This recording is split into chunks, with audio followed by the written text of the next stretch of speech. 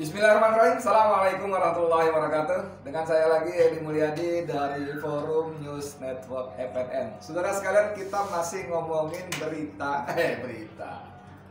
gosip ya. Isu yang kemudian ternyata katanya hoax.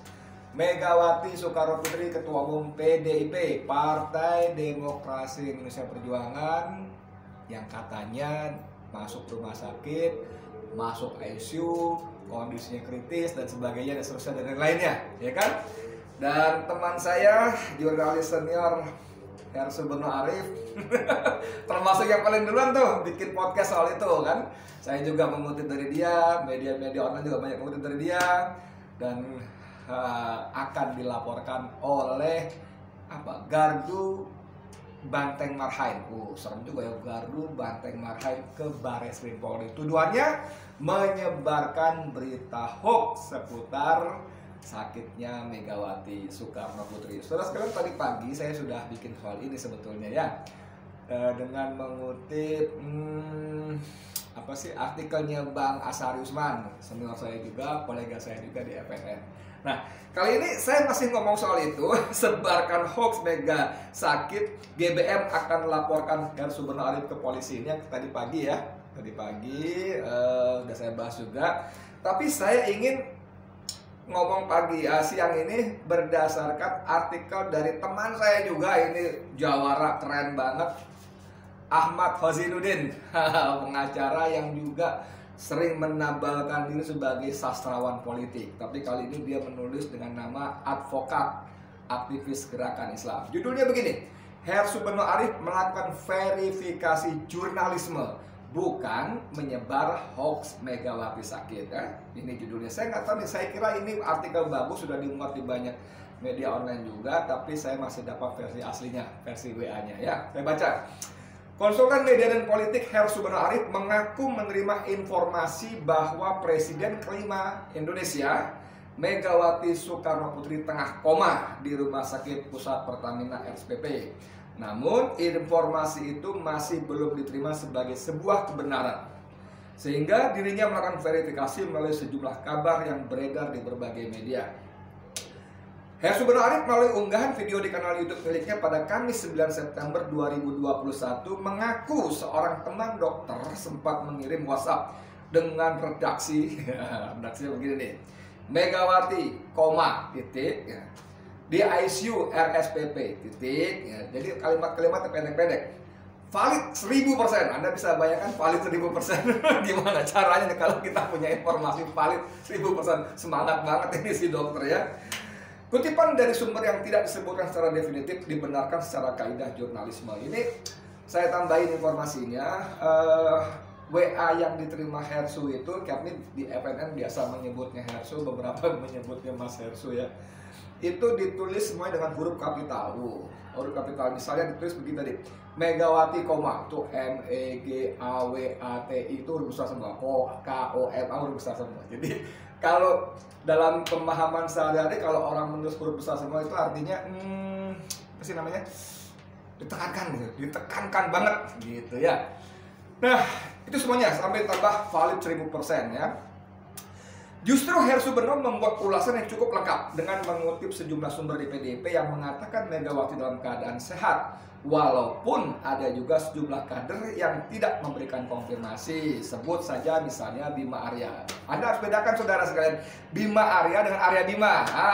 Kalau Bima Arya itu adalah tokoh senior PDIP, Bima Arya. Tapi kalau Arya Bima, Wali Kota Bogor yang melaporkan Habib Rizik, masih ingat soal tes swab di Rumah Sakit Umi yang berbuntut pada jatuhnya vonis 4 tahun penjara buat yang mengatakan alhamdulillah saya sehat. Ini penting, saya sengaja singgung, bukan bermaksud melencar kemana-mana, tapi akan ada kaitan dengan kesini ya. Seolah nanti kita lihat lanjut lagi.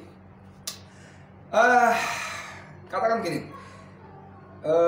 Sebut saja Bima Arya Wibisana yang mengaku mendapat telepon sejumlah wartawan, namun dirinya juga belum tahu bagaimana kondisi Megawati. Lain dengan Bima Arya, Hasto Kristianto, ini sekjen PDIP, tegas menyebut Megawati sehat. Namun karena Hasto tidak berada bersama Megawati, belum memberikan, dan Megawati sendiri belum memberikan kabar atau setidaknya melakukan agenda terbuka diketahui oleh publik, kabar tentang Megawati sakit atau sehat masih butuh konfirmasi lebih lanjut. Oke, lanjut ya.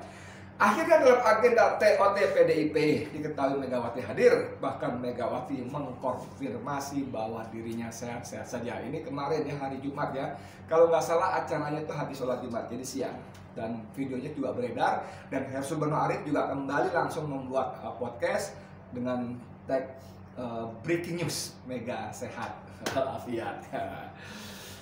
Mendapatkan informasi dari teman dokter tetap saja diverifikasi oleh Hersu Beno Arif karena sang dokter tersebut bersifat pribadi, bukan rilis resmi. Karena info sang dokter tersebut bersifat pribadi, bukan rilis resmi yang menangani, bukan pula atas otoritas seorang dokter yang menangani pasien bernama Megawati. Jadi orang ini memang Hersu tidak menjelaskan dokternya siapa, tugas di mana, sedang menangani pasien siapa. Hersu hanya mengatakan mendapat informasi dari seorang dokter, makanya dia melakukan verifikasi. Sayangnya Gardu Banteng Marhain, salah satu sayap politik atau underbow-nya PDIP, justru menganggap Hersu Beno Arif menyebar kebohongan dan akan melaporkannya ke Barreskrim Polri ya. Serunya lagi, Ferdinand Hutahian, mantan kader Demokrat, juga ikut latah dengan meminta kepolisian menindak Hersu Beno Arif. Biasa. Anda kenal manusia ini kan, udahlah nggak usah dibahas, nggak cukup bermutu untuk kita bahas ya orang ini ya. Kepolisian tidak boleh gegabah nih, kata si Ahmad Wasinuddin sang pengacara. Tidak boleh menyimpulkan Hersu Beno menyebarkan kebohongan, apalagi dalam status melakukan verifikasi jurnalistik.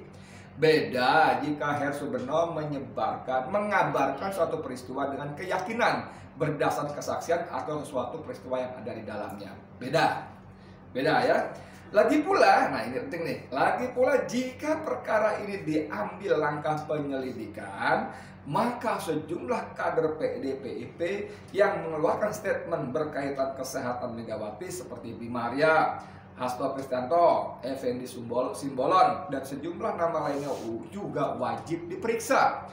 Karena statement mereka semuanya juga dikutip media dan menyebar, sehingga harus diperiksa untuk bahan pembanding. Bedanya kita sama advokat begitu ya. Advokat tuh tahu celah-celahnya, mana yang bisa digunakan untuk memperkuat posisi bahkan menyerang lawan. Sebaliknya juga tahu lubang-lubang mana ditutup supaya lawan tidak bisa menggombardir yang bersangkutan atau kliennya. Di sini emang keahlian advokat pada umumnya. Megawati Soekarno Putri juga wajib di BAP, di berita acara pemeriksaan yang diperiksa dan di BAP. Karena dia memiliki kedudukan sentral jika verifikasi kabar tentang dirinya dipaksa proses pidana. Tentu Megawati dan sejumlah nama di PDIP tidak mau karena akan kehabisan energi. Iya ya, ngapain juga ngurusin begitu ya. Dan pertanyaannya juga, Ahmad, emangnya polisi berani manggil Mega? Itu kan persoalan juga. Kalau nggak dipanggil gimana kita bisa tahu duduk persoalan yang sejatinya, yang clearnya, kan begitu. Alhasil narasi laporan Gardu Banteng hanya akan berujung pada kertak sambal saja. Ini Ahmad ini tulisannya bagus tapi bisa menggelitik. Ada bahasa gampangnya nantangin, lo cuma kertak sambal doang lo, pasti gitu. Ini kan bahaya nih kalau GBM baca atau tahu. Enggak, gua nggak kertak sambal, gua akan laporin beneran. Jadi urusan panjang ini Ahmad ini nih ya. Sejumlah media yang dikutip kabarnya oleh Hersu Beno Arif wajib diperiksa juga. Mengingat kabar Megawati sakit juga beredar luas di berbagai media, walau memang semuanya belum terkonfirmasi. Sejumlah wawancara dilakukan oleh berbagai media untuk memastikan kabar tersebut. Terlebih lagi, nah ini penting nih, asik nih Ahmad mulai masuk di sini nih ya.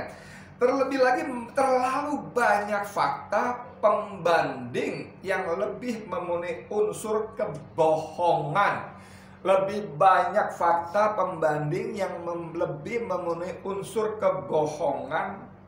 Contohnya, kasus pernyataan Joko Widodo, Presiden Republik Indonesia, yang menyatakan mengaku di kantongnya ada data duit 11.000 triliun. Atau apa yang disampaikan Herianti yang mengaku Aki Ditio nyumbang duit 2-3 triliun. 2 triliun adalah contoh yang nyata. Ini masuk nih, barang ini masuk ini saudara. Kalau ngomong hoax, ngeri. Anda tahu yang namanya BEM UI sampai bikin gelar King of Lip Service karena memang manusia satu ini yang bernama Insinyur Haji Joko Widodo yang jabatannya menjadi Presiden Republik Indonesia ini hobi banget, doyan banget bikin berita-berita kabar yang belakangan diketahui itu hoax. Anda masih ingat dia mengatakan kepada Suryo Pratomo ya, Tommy, dalam sebuah wawancara di televisi, sudah diproduksi, sudah dipesan 6.000 unit. SMK sudah dipesan 6.000 unit, padahal kapasitas produksi cuma 200 sampai 300 unit per bulan. Jadi nanti kalau Mas Tommy mau pesan harus inden, antri 3 tahun. Bro, itu barang nggak ada, bro. SMK sampai sekarang sebiji juga nggak ada, bro. Nggak ada. Pabriknya di mana? Nggak ada. Gudangnya di mana? Nggak ada. Kok bisa-bisanya dia bilang dipesan 6.000 unit, bisa-bisanya dia bilang diproduksi 200-300 unit per bulan. Ini kan hoax, ini kan kebohongan yang disebarluaskan. Dan dengan modal SMK pula dia maju dari wali kota Solo ke DKI Jakarta. Bahkan seorang Rizal Ramli pun saya ingat di sebuah televisi swasta dia mengapresiasi penuh seorang wali kota Solo yang bisa membuat mobil nasional bermerek SMK. Wah, dan kita tahu akhirnya Rizal Ramli tanda kutip menyesal ya. Guys, gue juga kena prank katanya dalam cerita Twitternya. Bos, ini banyak banget kelakuan presiden kita yang menyebar hoax. Kenapa GBM tidak pernah melaporkan? Nanti kalau saya jadi presiden, saya akan stop impor. Impor beras, impor daging, impor buah, impor sayur akan saya stop. Bohong kan? Impor lagi kan? Nah, belum lama terakhir tuh petani cabai, Anda lihat ada videonya petani nendangin pohon cabainya marah-marah karena ketika dia mau panen, pemerintah mengimpor cabai pada saat menjelang panen raya, dan kelakuan seperti ini berkali-kali dilakukan untuk beras, untuk buah yang lainnya, begitu berkali-kali. Padahal nanti kalau saya jadi presiden saya stop impor. Nanti kalau saya jadi presiden stop utang luar negeri. Semuanya bohong. Coba GBM laporkan juga tuh Joko Widodo. Nah, ini menarik sekali kalau si teman saya Ahmad Hosinuddin bicara seperti ini. Banyak pembanding lain yang justru sangat-sangat memenuhi unsur hoax dan penyebarannya. Mau nggak lo? Saya mohon maaf banget. Saya sungguh sangat meragukan polisi akan memanggil Jokowi dan memeriksa soal ini, ya kan? Pada kasus Jokowi dan Aki Ditio, sebenarnya unsur kebohongan dan menerbitkan keonarannya sebagaimana dimaksud dalam pasal 14 ayat 1 Undang-Undang Nomor 1 Tahun 46 telah terpenuhi. Nyatanya kasus ini tidak pernah diproses secara hukum. Jadi memang Indonesia seru sekali, bos. Yang jelas-jelas hoax, yang memenuhi unsur-unsur penyebaran kebohongan dan menimbulkan keonaran tidak diproses karena pelakunya adalah gerombolan sebelah sana. Karena pelakunya adalah Joko Widodo, kan begitu. Tapi sebetulnya sebaliknya, orang yang tidak memenuhi unsur kebohongan, tidak menimbulkan keonaran secara nyata, hanya karena tafsir dari hakim, maka orang itu bisa dihukum 4 tahun penjara. Hanya mengatakan alhamdulillah saya sehat. Itu yang dilakukan Habib Rizik Syihab. Alhamdulillah saya sehat.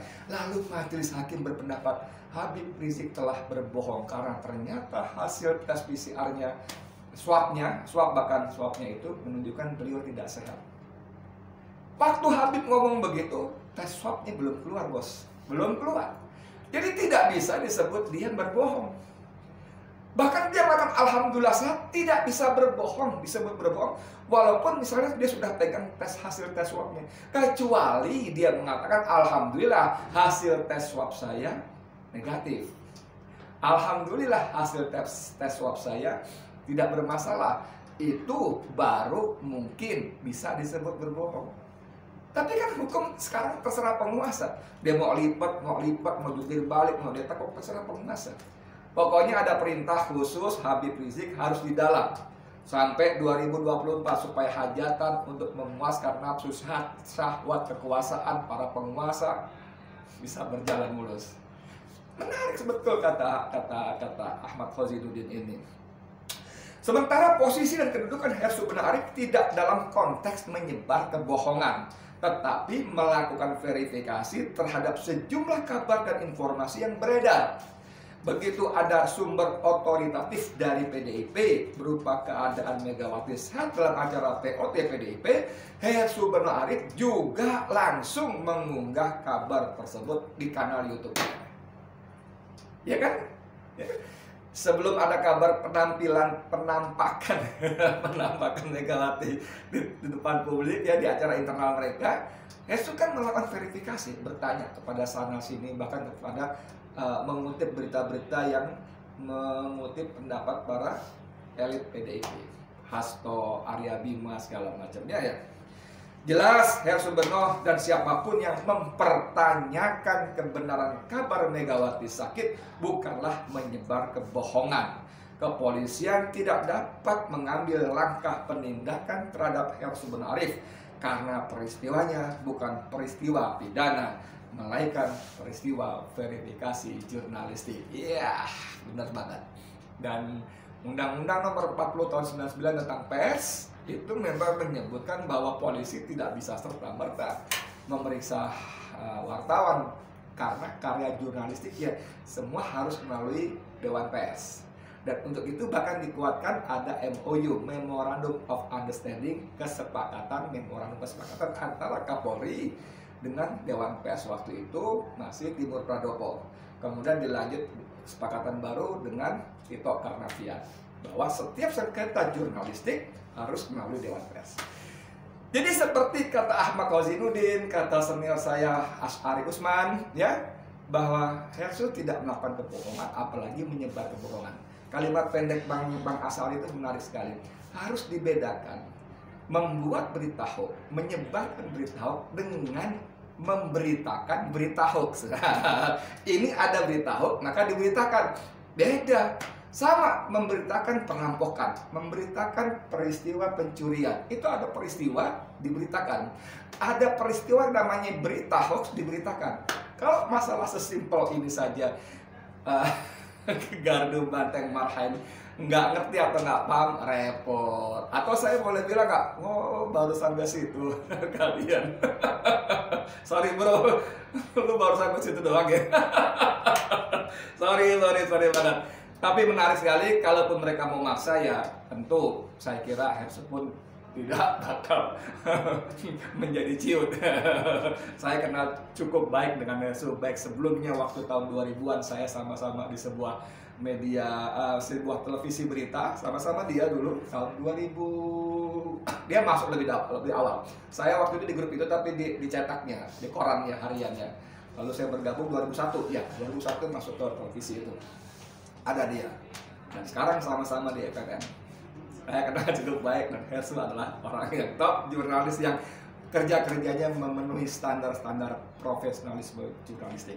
Saya Edi Mulyadi untuk FNN. Assalamualaikum warahmatullahi wabarakatuh.